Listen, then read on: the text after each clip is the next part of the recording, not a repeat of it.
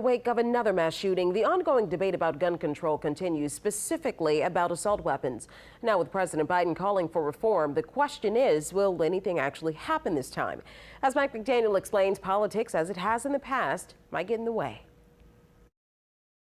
It's a scene that's played out many times across the country, a mass shooting leaving behind tragedy and a renewed call for action at the federal level. Do you think we may see changes under this new administration as opposed to the last?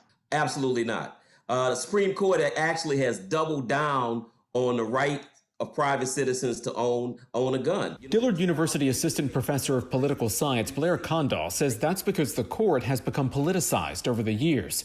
With two mass shootings less than a week apart, President Joe Biden is calling on Congress to strengthen gun laws. We can ban assault weapons and high-capacity magazines in this country once again.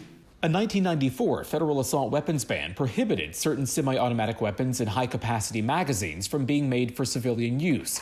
That law was only good for 10 years, though, and expired in 2004.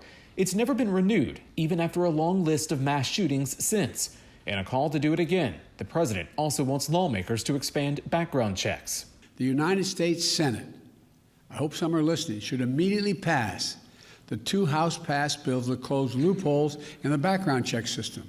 Louisiana Republican Senators John Kennedy and Bill Cassidy are listening and say reactionary legislation won't solve the real problem. The objective should be to how to control the idiots who abuse guns. The objective should not be how to get rid of the Second Amendment. Oftentimes, gun control measures would never address the issue of that particular incident. Condall expects Congress will be forced to take some type of action, but politics will prevent sweeping changes. When it comes to the Second Amendment, though, he says there's a debate often left out. The Bill of Rights, the first 10 amendments to the Constitution, were intended to protect citizens from the government, not citizens from other citizens.